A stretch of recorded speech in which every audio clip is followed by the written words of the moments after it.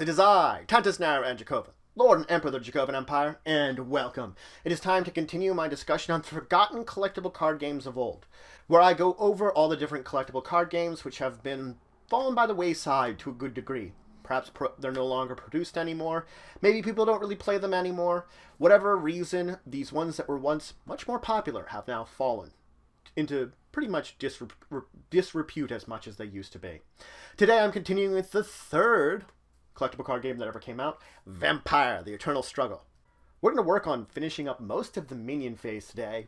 Let's talk about retainers when it comes to combat. Now, normally, retainers are unaffected by the result of combat. They really are. The only exception would be if a minion they're attached to gets burned, then they get burned too, of course. But other than that, unaffected by whatever's going on in the result of combat. This isn't to say that a attacking minion couldn't target them. An attacking minion can choose to target a retainer instead of the defending minion. What they would have to do is this has to be an attack at long range, which means you can only use a strike that's usable at long range. And when combat would be beginning, when you'd be using your strike, you have to declare that my strike is not being used against the defending minion, it's being used against their retainer. Then any sort of damage or effects would be gone to that retainer instead to that minion. Now let's talk about Torpor. Torpor is actually a deep sleep that vampires can enter into in order to defend themselves when they become wounded. This means they can no longer heal themselves. A vampire in Torpor is weakened and pretty much defenseless, and another vampire could attack them and burn them through a process, basically kill them through a process called Diablere. The process, the attacking vampire drains the other dry of their blood, gaining some more power. The thing about Diablere, though, it is shunned by vampire society, is condoned by it. So you have to be careful that the risk of being shunned by society is outweighing the reward of the great power you get. A vampire in Torpor is still technically controlled by the person that was controlling it. You don't lose control of it. It's just it can't be readied, but it can be untapped if it was already tapped. So you can untap it, it's still under your control, it will just not be ready. A vampire, when it is wounded and cannot heal, when I talked about earlier in the previous episode, goes into Torpor, or when it takes aggravated damage and becomes wounded, it goes into Torpor. Those are pretty much the two major types. It gets wounded, it's going to Torpor. It gets aggravated damage, it gets wounded, it goes into Torpor. A creature going into Torpor is put into the left side of your uncontrolled region, in a special region called the Torpor region. Any retainers or equipment that was with that vampire goes with that vampire into the Torpor region. Now, a vampire in the Torpor region can take no other actions other than the Leave Torpor action, which I will be talking about today. They also cannot block, they cannot play reaction cards, but they may play action modifiers because they do have that action of Leave Torpor. So action modifiers, if they're using that action, are legal. Now, the Leave Torpor action is just that. It has your vampire leave Torpor. Now, there are card versions of this Leave Torpor action you could play that have different rules. But if you're not using a card, the basic rules that will cost you 2 blood and is an undirected action. And it will allow your vampire to leave Torpor. This is a stealth +1 action. To have your vampire leave Torpor, you announce that you're attempting to have it leave Torpor, you tap it, and then you are attempting it. Should it be not blocked and your action is successful, you pay the blood, you take it out of the Torpor region, you put it into the play region, your controlled region. It's still tapped, but it no longer is wounded and it's back into play. Now, granted, if this is blocked, no combat ensues. The blocking vampire has the option of trying to diablerize or diablerizing the vampire that they blocked. The thing about this is, if they choose not to diablerize it, or it's an ally, not a vampire, blocking this vampire that I'm attempting to leave Torpor, then it just fails. Just fails.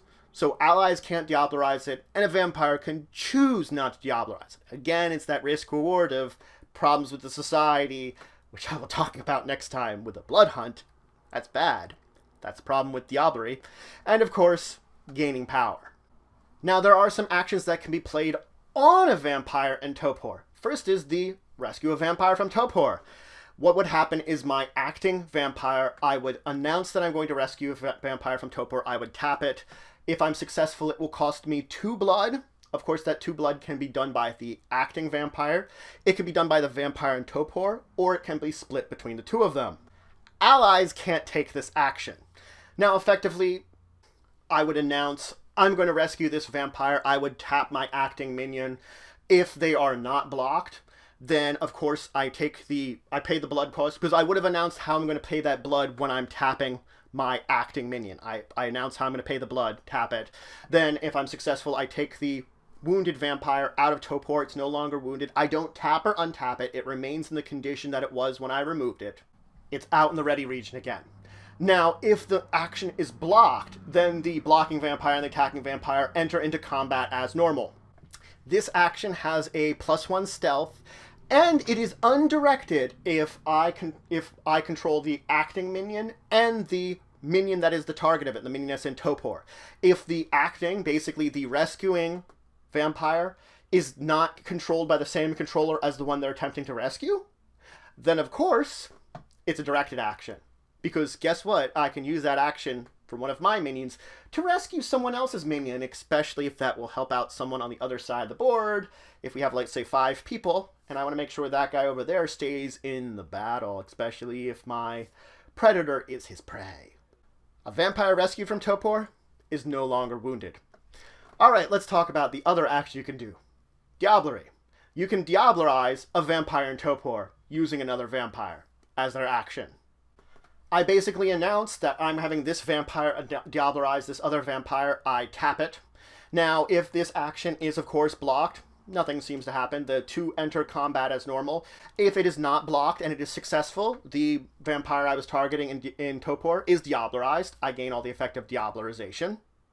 This action is +1 stealth, and it is undirected if I control both the acting vampire and the vampire in Torpor.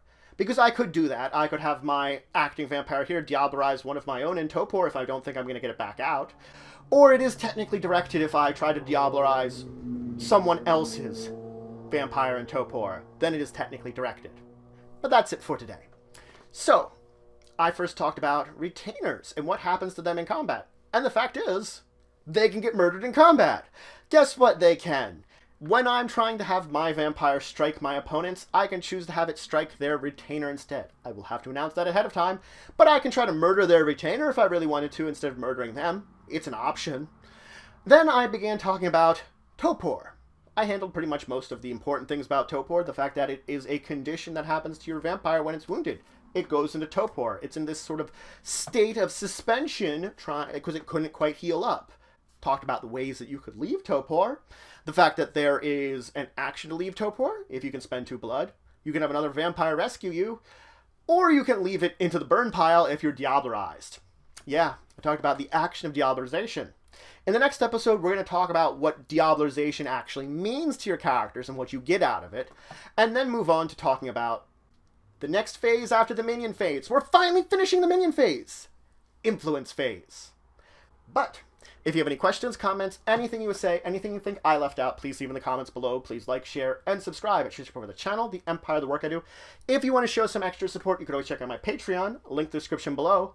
But regardless, until the next time, I bid you farewell.